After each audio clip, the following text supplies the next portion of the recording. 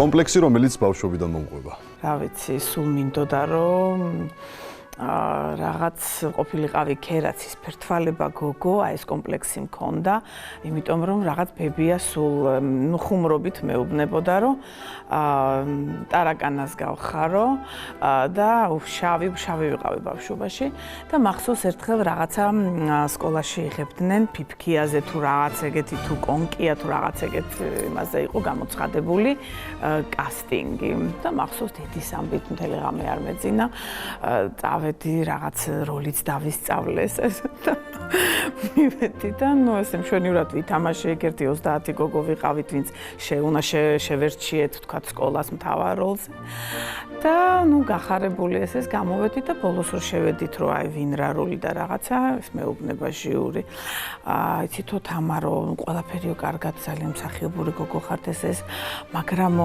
აიო მის კონკიას როლზეო ქერაცის ფერთვალება გოგოს ვეძებთო და აი თქვენიო წარბები მოგვეწონაო და აი დედინაცვლის როლზე ვფიქრობთ თქვენ საყვანას აი ეს კომპლექსი მქონდა მთელი ბავშვობა რომ რაღაცა მინდოდა სულ აი რაღაც ფერი ასოცირდებოდა ქერაცის ფერთვალება გოგოსთან და აი სულ განვიცდიდი რატო არ ვიყავი შემდეგში გქონიათ გარეგნობასთან დაკავშირებით კომპლექსი არა რა თქმა უნდა ახლა მე უკვე ცოტა რომ წამოვიზარდე და რაღაცა მე უკვე ახლა ისეთი საკომპლექსო გარეგნობა არა მაქვს ქერაც შეგიღებიათ თმა არასდროს მე ვიგრძენი რომ ეს ჩემი არ იყო მაგრამ აი ბავშვობაში ძალიან განვისი და თეთრი შურით მშურდა ქერა გოგოების დამტკიცებულ როლზე უარი ვთქვამთ კი იყო ესეთი შემთხვევა როლზე ვიყავი დამტკიცებული ეს იყო ძალიან ჩემი ესე ვთქვათ კარიერის დასაწყისი ოღონდ იქ ეწერა ესეთი პუნქტი რომ ქალბატონი თამარი იმღერებს პრემიერას ამ როლისას ეს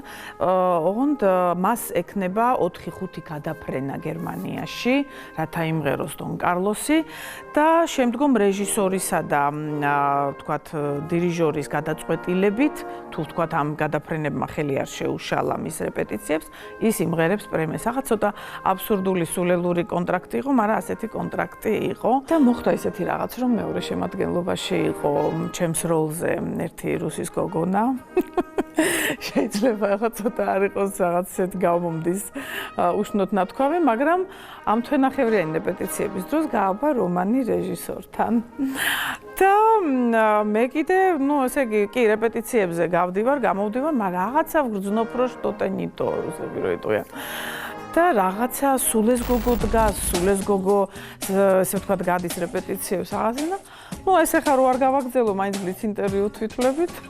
თვის ბოლოს გამომიცხადა ამ რეჟისორმა, რომ თქვენ ხართ შესანიშნავი, თქვენ ხართ გენიალური, მაგრამ აი ჩვენ თვლით, რომ თქვენ რო ესე ვთქვათ, მიფრინავდით ბონში და რაღაც საკმარისი არ იყო თქვენი მუშაობა და ამ დროს ეს გოგო რაღაცა შორიდან ხელს უქნევს და უღიმის.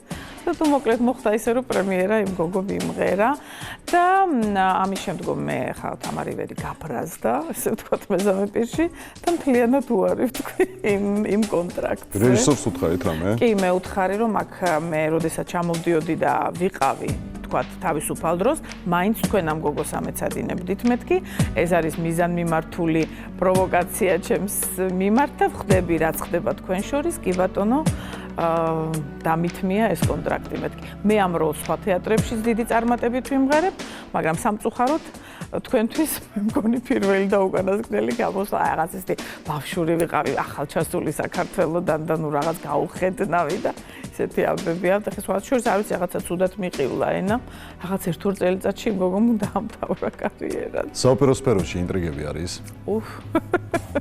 რომელ სფეროში არ არის, მაგრამ საოპერო სფეროში მით უმეტეს არის, იმიტომ რომ საერთოდ ხელოვნება არის გემოვნების ამბავი. შენ შეიძლება იყო მარია კალასი, თქვათ შესანიშნავი მომღერალი, ყველანაირად მაღალი დონე, რეჟისორი იძახის მე არ მომწონს, ეს ჩემი პერსონაჟი არ არის.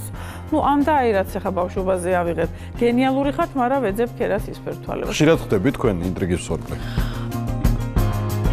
ყველა მიცის რომ ჩემს ცხოვრებაში იყო 1-2 წლის წინ, როდესაც ძალიან დიდი ინტრიგის მსხვერპლი გავხდი, სრულიად ასე ვთქვათ დაუმსახურებლად. ჰომოფობიურ განცხადებას გულისხმობ? ну, აი იმას გულისხმობ, კი რა. ჰომოფობი ხართ? არა, სხვათა შორის სტერეოტიპი. ეგ სტერეოტიპი, ესე ვთქვათ, იმ პერიოდში მომეკრა. საიდან ვიქნები, როდესაც ჩემი მთელი აგენტები, მეგობრები, დირიჟორები, მომღერლები, ძალიან ბევრი ნაწილი, დიდი ნაწილი, ვთქვათ, არიან სექსუალური უმცირესობის წარმომადგენლები. მაშინ როგორ უნდა მემუშავა მათ გვერდზე 15 წელი, 20 წელი და როგორ უნდა მოხდეს ისე, რომ საუბრობ სამყაროში, ვთქვათ, ამდენი ხანია შენ ამ ხალხის კოლეგა ხარ, მეგობარი, თანამშრომელი და ერთ ადამიანს არ გაუგია შენზე ესეთი მსგავსი. ეს იყო რაღაც ხელოვნურად მოწყობილი ანტი-PR კამპანია, რომელმაც რა თქმა უნდა თავისი ბოროტი საქმე გააკეთა. რაღაცა პერიოდით იზეიმა ლუციფერმა, მაგრამ მაინც ვთვლი, რომ სიკეთე და სიყვარული და ესე ვთქვათ, დადებითი და პოზიტივი მაინც უფრო დღეგრძელია. და ამ ამბის გამო თქვენს მეგობარს სექსუალური უმცირესობის წარმომადგენლებთან ახსნა განმარტების გაკეთება მოგიწიათ? არა, ახსნა განმარტების ისედაც მიცნობენ და რა თქმა უნდა მწერდნენ, რომ თამარ ჩვენ არ გვჯერა ეს ყველაფერი რაღაც ვიცით რომ რაღაცა, იმიტომ რომ ადამიანს რომელსაც 15 წელი იცნობ და რაღაცა მეგობრობა გაქვს, ის რა თქმა უნდა რაღაცა პოსტის გამო და რაღაცა ინტრიგის გამო ამას არ დაიჯერებს. ასევე ის თეატრები, სადაც მე წლები მიმუშავია, რაღაცა ერთი ინტრიგის გამო, რა თქმა უნდა, ისინი შენ კარებს არ გადაგიკეტავენ. თუმცა როლი შეაჩერეს გარკვეულ პერიოდში. იმ პერიოდში, რა თქმა უნდა, იყო რაღაცა 2 თუ 3 კონტრაქტი გამეუქმდა, ეს მიაღწიეს, ეს იყო მათი გამარჯვება და მათი ესე ვთქვათ, ზენიტი ფურორის, რომ რაღაც ამდენიმე კონტრაქტი შემიჩერდა ამის გამო, სანამ გაირკვეოდა, სანამ სიტუაცია, სანამ გაივლიდა ეს ამბავი. თუმცა რა თქმა უნდა, შემდგომ ჩემი აქცია, რაც იყო, რაც დავწერე, რომ ვთქვათ, რაღაც ეს ბოდიშად რაც მიიღო საზოგადოებამ, ეს იყო მხოლოდ იმ ჩემი მეგობრების მიმართ, რომლებთანაც თქვა წლები მქონდა გატარებული და რაღაცნაირად მათ რომ არ მიეღოთ თავიანთ თავზე და ესე ვთქვათ საკუთარ შეურაცხყოფად მაინც ეს ჩემი აზრი დავაფიქსირე და მათ ესე ვთქვათ ბოდიში მოუხადე მე ამ პოსტის გამო. კონკრეტულ ადამიანებს ვურდათ თქვენი ამქრივ წარმოჩენა? კი, რა თქმა უნდა, ყველა მომღერალს შეიძლება ზოგი ვიცი, შეიძლება ზოგზე ეჭვიც მაქვს, მაგრამ ეს ვიცი რომ ცუდის მქმნელს ღმერთი მაინც ადრე თუ გვიან არ დატოვებს, ესე რომ. სცენაზე ქალისთვის მართლა გიკოცნიათ? კი, იმიტომ რომ როლი მაქვს ეგეთი, ტიტუსის მოწყალება მოცარტის, სადაც ყვერი ვარ ვიტელიას და იქ ვიტელიას შეყვარებულია სექსტუსი, რომელიც არის მეცო-სოპრანო. და მახსოვს რომ მთელი ერთთვიანი რეპეტიციები ჰქონდა მე და ამ გოგოს და ნუ რეჟისორი მოკლედ ყოველდღე გუთვლიდა რომ აი ახლა რაღაცას ცოტა ესეთ საწოლის სცენა და აი აქ საძინებელი შენ და სექსტუსი აბა ახლა ერთმანეთს უნდა აკოცოთ ნუ რაღაცა ნუ კი ბატონო ერთხელ ორჯერ სამჯერ მე ამ გოგოს ვხვეწები აი მე მეთქი კრისტინა შენ შემოგევლე დავიღალე მთელი თვე შენი ლორეალის ბლესკის ჭამით და იქნება ერთი კვირა მაინც არ წაიზვა მეთქი ეს გოგო მოდიოდა სულ პომადებით და ერთი კვირა მაინც იქნება არ წაიზვა ნუ რა თქმა უნდა ახლა ოღონდ ლამაზი გადაღება იყო და ძალიან კარგად მაგრამ იყო ესეთი სცენები ესე რომ გაგიჭირდათ? თავიდან გამიჭირდა, ნუ გამიჭირდა, იმიტომ რომ რაღაცა გადავლახე ჩემ თავში რაღაც, ჩავთვალე რომ პერსონაჟია და კაცად უნდა აღვიქვა და რაღაც, მაგრამ შემდგომ რა ვიცი ადამიანი ძაღლივით ყველაფერს ეჩვევაო და სიშიშვლე მაყურებელს იზიდავს? იცით რა არის? აი, როდესაც ეს არის გაკეთებული, ვთქვათ, ესეთი სიშიშვლე მე უფრო შეიძლება მომწონს ფოტოებში რაღაც ულამაზესი ჩრდილებით, გადაღებით, იქ ფერებით, იქ რაღაცა შეიძლება ოქროსფერი შეურიო, იქ თქვა რაღაც სხვა განათება, იდუმალი, ინტიმური.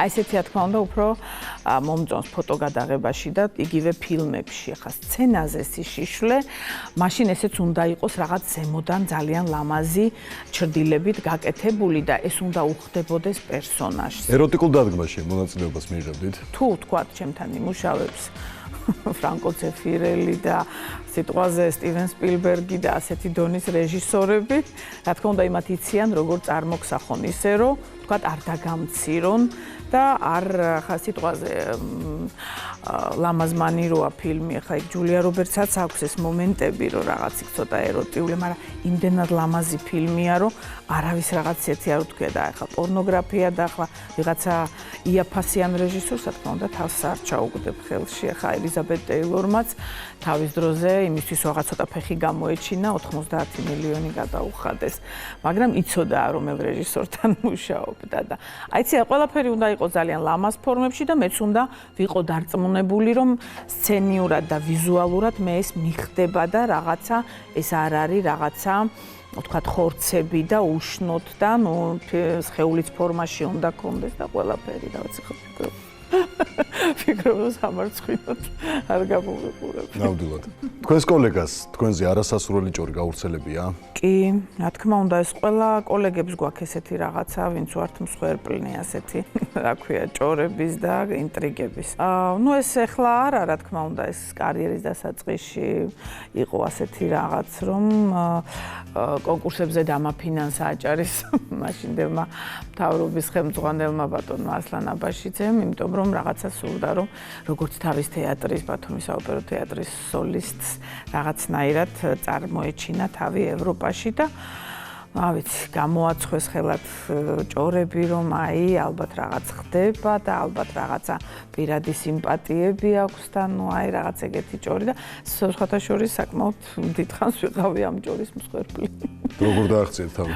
ნუ დავაღწიე, იმიტომ რომ ხა ადრე თუ გვიან ეს ჭორი ჭორად რჩება, როდესაც მას ფეხები არ აქვს. ნუ ადრე თუ გვიან გაირკვა, რომ ეს ყველაფერი ისევ და ისევ ბოროტი ადამიანების ნახელავი იყო, მაგრამ იცი რა არის, კარგია, შავი პიარიც პიარია და მე ვთვლი, რომ როდესაც შენზე რაღაცა ჭორებს ამბობენ, თუნდაც ცუც, თუნდაც რაღაც განხილვადი ხარ, ესე იგი მაინც ესე ვთქვათ ინტერესს იწვევ. წარმატების მისაღწევად რეჟისორს რომანის გაბმა შემოუთავაზებია? არას, რატომღაც ისე რეჟისორები ყოველთვის რაღაც ისეთ ფიგურად აღმიქვავდნენ, ძალიან კაცრად, სერიოზულად, თან საქართველოდან, ნუ რაღაცა სულ თვლიდნენ, რომ რაღაც ამ ქვეყნიდან ძალიან ისეთი სერიოზული და რაღაცა ისეთი ქალები მოდიოდნენ, უთქვამთ კიდეც, კაცრი და რაღაცა ტრადიციული და აი მე არ მქონია, წესით მომღერლისგან მოდის ყოველთვის რაღაც იმპულსები.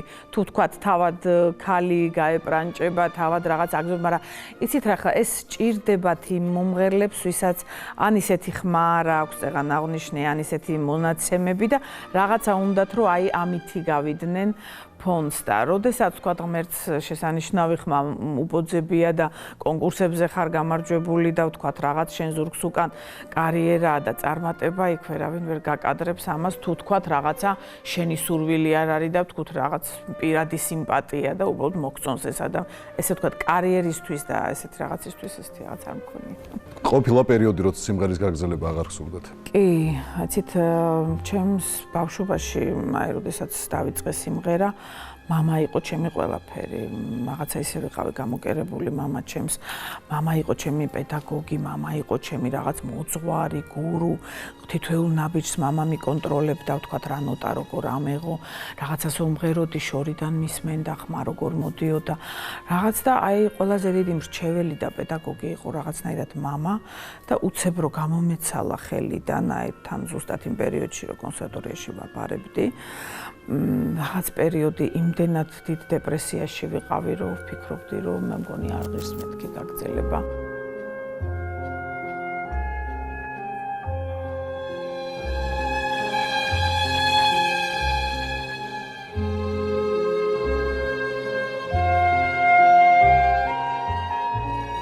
ну აი კეთილმა ადამიანებმა, დედამ, ოჯახის წევრებმა და მე შემდგომ მამას მეგობრებმა, კოლეგებმა დამარწმუნეს, რომ უნდა გამეგრძელებინო. რამდენ ხანს გაგრძელდა დეპრესია? ну, გეტყვით ახლა თითქმის წელიწად. მამაკაც თქვენთვის კარიერაზე უარის თქმა მოუთხოვია? რა ვიცი, ეს მომენტი არ მქონია, იმიტომ საკმაოდ გვიან გავთხოვდი და ვისაც გავყევი პირველ რიგში რაც ვიგრძენი ის რომ ეს ადამიანი ხა მიუხედავად იმისა რომ ოპერა ძალიან იმდენად არ ესმოდა, იმდენად უყვარდი რომ თავიდანვე ზრუნავდა ჩემი ვთქვათ რაღაც ვოკალური ესე ვთქვათ ფორმისთვის, განრიგისთვის, რეჟიმისთვის, სადაც შევდიოდი ყველგან კონდიციონერს ათიშვინებდა და ნუ აი რაღაც ვიგრძენი რომ ეს ადამიანი ნამდვილად ხელს შემიწყობდა. რთულია საყვარელმა მამაკაცმა თქვენს რეჟიმს გაუძლოს. რა თქმა უნდა, არ არის ადვილი, იმიტომ რომ როდესაც თქვა რაღაც მაქვს პერიოდები, რომ ვიკეტები და ეს გამღერებები და ეს საორკესტრო ფონოგრამებზე არიების სიმღერა და რაღაცა ეს რა თქმა უნდა არ არის ადვილი მამაკაცისთვის, მაგრამ როდესაც უკვე ჩვენ გადავწყვიტოთ რომ ყოფილიყავით ოჯახი, იქ უკვე ყველაფერი უნდა ავიტანოთ ერთმანეთის. ეჭვიანობა სიყვარულს ანგრევს? რა თქმა უნდა. კი. იცით რა არის, სადღაც ვარ, მაგრამ მადლობა ღმერთს ჯერჯერობით არ მქონია რაღაცა ესეთი ხელმოსაჭიდი საეჭვიანო, იმიტომ რომ ვთქვათ, ისეთი ინტუიცია მაქვს შინაგანი, რომ არასდროს არ გამომეპარება ადამიანი თუ რაღაცას მიმალავს. მით უმეტეს ჩემი მეუღლე ისეთი ადამიანია, რომ ძალიან პირდაპირი და სუფთა და რაღაცა მუჭაში რომ რაღაც კონდეს და გიმალავდეს, ისიც ეთყობა სახეზე და ეგეთ რაღაცას ვიგრძნობდი ყველანაირად და ისე დღემდე ახლა 6 წელია ვართ და ერთმანეთისთვის რაღაც საეჭვიანო არ მიგვიცია და ძალიან მიხარია. კრიზისული პერიოდი ქონიათ? ახლა ესეთი გამოკვეთილი კრიზისული რო აი დაშორებას ვფიქრობთ და ხომ არ არის უკეთესი რო ძალ-ძალკე ვიყოთ. ესეთი არა, მაგრამ ახლა რაღაცა კინკლაობები, ვთქვათ რაღაცა აზროვნების განსხვავებები, რომ მე ვთქვათ ვამბობ თეთრია, ის ამბობს შავია და რაღაც ამ თემაზე კი ეგეთი გქონია. დათმობაზე მივიდართ ამ დროს. ნუ რა თქმა უნდა, ხა ზოგჯერ მე მივდივარ და ზოგჯერ ის, მაგრამ მამაკაცი ჯენტლმენია, უფრო მეტად იზუნაძავებს. თუ გიყვარს ყოველთვის პატიება შეიძლება? თუ ვთქვათ რაღაც ადამიანებს შორის კრიზისია და ვთქვათ რაღაც ძალიან დაძაბული ურთიერთობა და აი ამ კრიზისის დროს რაღაც მოხდა და ვთქვათ რაღაც გაუთვალისწინებელი ან მესამე პირი, ან ვთქვათ, საერთოდ ამბობენ, რომ როდესაც ჩდება მესამე პირი, ის ხშირ შემთხვევაში არ არის უსაფუძოდ, იმიტომ რომ ესე იგი რაღაც ამ ორ პირს შორის არ არის ყველაფერი სათანადო დონეზე.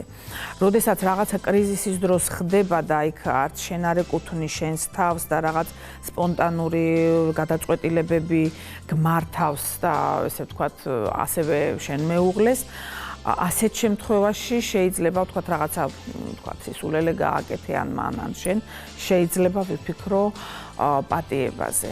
მაგრამ თუ ეს არის რაღაცა თვეების განმავლობაში რაღაც მალვა, რაღაცა ღალატი, რაღაცა განზრახ მიმართული, ამას ერთვის ვთქვათ რაღაც ზურგს უკან, შენ ზურგს უკან, შენზე რაღაცა შენი ოჯახის ნაგვის გატანა, ჭორაობა, ვთქვათ ეს იქნება მეუღლე თუ სხვა პიროვნების მხრიდან, ამას რა თქმა უნდა ვერ ვაპატიებ, როცა ეს ყველაფერი განზრახ არის.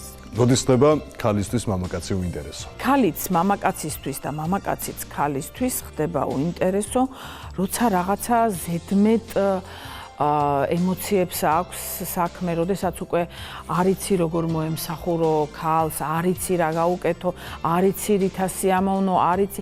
კი, ეს რაღაც მომენტში შეიძლება კარგი იყოს და იმ ქალს სიამოვნებდეს.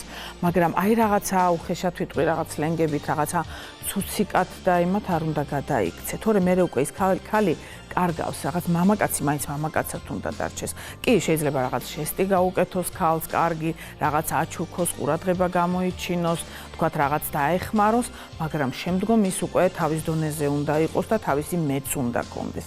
აი ადამიანები, ვისაც თავისი მე არა აქვთ და 24 საათიან რეჟიმში მოწოდებულები არიან, რომ აი რით ემსახურონ და აი რაღაცა ძაღლებივი თუ დგანან, აი მე ვფიქრობ, რომ რაღაცა კარგავენ ინტერესს და მე უკვე ეს ქალი ფიქრობს, რომ ეს ისედაც ჩემია და ჩემი მსახურია და ახლა გავიხედავ გვერდზეც და მამაკაციც ეგრეა, როდესაც ქალი გიჟივით არის მასზე შეყვარებული და ვაიმე სად გახვედი და ეხლა სად ხარ და აი 1 საათი გავიდა და არ დაგირეკია და ვაიმე და აი ბორში უკვე გამზადებულია და სად ხარ და გელოდები რაღაც მე უკვე ესეთ კაც აი ბეზრდება ეს ქალი და ინტერესს კარგავს ადამიანს რაღაც შინაგანი თავისუფლება ჭირდება კი კარგია რომ ემსახურო სიკეთე უკეთ მაგრამ იმ ადამიანს რაღაც მომენტში თავისუფლება უნდა მიცე რომ რაღაცა თვითონაც მოისაზროს თვითონაც გააკეთოს თვითონაც შეიწუხოს თავი მაინც მამაკაცად უნდა დარჩეს და ქალი ქალად და აი ყველაზე ხშირად აი სწორედ ესეთ ძალიან ზედმეტად შეყვარებულ და პატკაბლუჩნიკ კაცებს და ქალებს ღალატობენ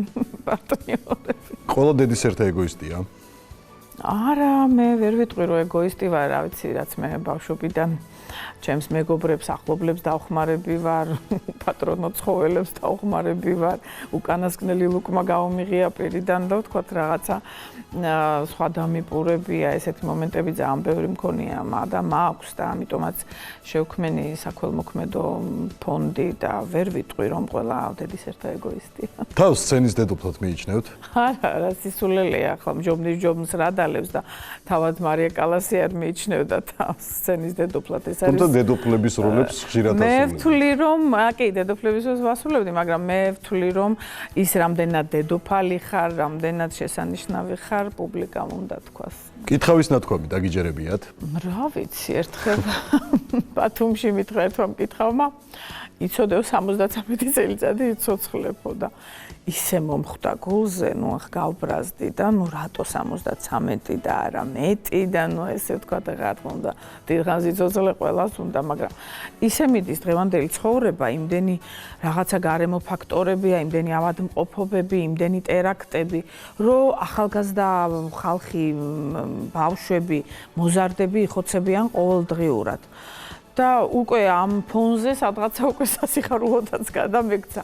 მახსოვს და ეჩემი რომ ეტყვის ხოლმე რომ ვაიმე შვილო თურქეთით არ გაფრინდე, იქ ტერაქტი მოხდა, იქ რაღაც ტერორისტები არა დედა მე 73 წლამდე არაფერი მეკრე. ნუ დაიჯერეთ. ხო, ნუ რაღაცა, რა ვიცი, ხა შეიძლება არ მჯერა თუ მჯერა, მაგრამ ყოველ შემთხვევაში რაღაც ესე ჩამრჩა გონებაში. სიყვარულს დაუბრმავები ხართ? არა, ბავშვობაში მაბრმავებდა, ძალიან მიყვარდა ტომას ანდერსი, რო იყო მოდერნ ტოკინგის სოლისტი, ტოტო კუტუნიო, ღამეები არ მეძინა, დაბრმავებული დავდიოდი მათი სურათების საყიდლად, უკანასკნელ გროშებს ვტყუებდი მამაჩემს და ვყიდულობდი მახსოვს სადღაც დეზერტირების ბაზრის მთელი ემწნილები უნდა გაგევლოდა მთელი ეს ისენი და ბოლოში იყო რაღაცა მაღაზია, სადაც იყიდებოდა ის ჩავთეთრად გადაღებული რაღაც პრიმიტიულად ხან ისე სურათები და აი ვაგროვებდი მთელი თვეების ფულს რო ეს სურათები მეყიდა და აი ვთვლი რომ მაშინ მართლა დაბრმავებული ვიყავი. დღემდე მოგწოთ ეს მომღერლები? ნუ იცით რა ხარ როგორც მამაკაცებად კი მაშინ ძალიან ვიყავი აღთვალი, ნუ კი პრინციპში მომწონს ხა ვერ ვიტყვი რომ ფუფ აი მაშინ მომწონდა და ეხლა დღეს რას გავს არა მათქონდა ხა შესანიშნავი მომღერლები იყვნენ და სიმპათიური მამაკაცები და გადაცება მქონდა და ნუ რა ვიცი დღეს ეხლა ცოტა ღიმილი თუ ყურებ ამ ყველაფერს მაგრამ სადმე რო შევხვდე აუცილებლად ვეტყვი თქვენი ბამბა ჭხრიალებს? რა თქმა უნდა ჭხრიალებს მთელი საქართველოს ჩაზაფრებულია ჩემი Facebook-ის კვერცხზე რას დავწერ კი რა თქმა უნდა ჭხრიალებს და ვთვლი რომ ის რაც ხვებს ეპატიებად და სხვისი კაკალი რო შეიძლება არ აჭხრიალდეს ჩვენ ამ ხრივ ძალიან ფრთხილად უნდა ვიყოთ მით უმეტეს ოდესაც ეს ცხოვრებისეული მაგალითები გვაქვს ასაკის მატებას განიცდით? არა იცით აი ხა გუწრფელად გეტყვით კონსერვატორი რო დავამთავრე და აი კონკურსები გავიმარჯვე და აი შემდგომ რაღაცა აი ისე ვიქავარ ჩარჩენილი ჯერჯერობით და შემეტყვის ხოლმე რომ აი მაინცო წლები გემატება და მაინც ბავშვური ხარ, აი მაინც არ გაიზარდე. რა ვიცი, ხა უფრო დიდხანს ვიქნები, ეს უკეთესი არ არის. ეს გარეგნობაზეც ესე ვთქვათ, მიწყობს ხელს, რომ რაღაც ვინარჩუნებ ახალგაზრდულ გარეგნობას და ნაოჭები არა მოგვიყვება. თქვენთვის რა არის ამორალური საქციელი? ამორალურია, როცა შენს ბედნიერებას სხვის უბედურებაზე ააგებ. თუნდაც ვიღაცას რო ოჯახს დაუნგრევ, თუნდაც ვთქვათ რაღაცა თქვენი ოჯახის დანგრევა უცდია ვინმეს? არა, და ვერ შეცდები. თუ ვთქვათ რაღაცა ჩვენ თვითონ ჩვენში არ იქნება რაღაცა განხეთქილება და რაღაცა ბზარი და თუ ვთქვათ რაღაცა არიან ცოლ-ქმარი, რომ წლები ერთად ცხოვრობენ, მაგრამ ცხოვრობენ რაღაცა ფორმალურად. ერთი რაღაც ალკე, ესე ვთქვათ, ატარებს დროს, მეორე ცალკე და ნუ რაღაც კერას ინარჩუნებენ.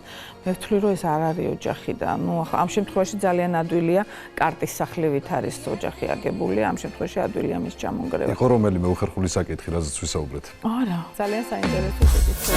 რამდენი პროცენტი იყო რეალურად? ვერ ვიტყვი, რომ რაღაცა საკმაოდ დიდი პროცენტი, ალბათ ვიტყვი, რომ მოგობა.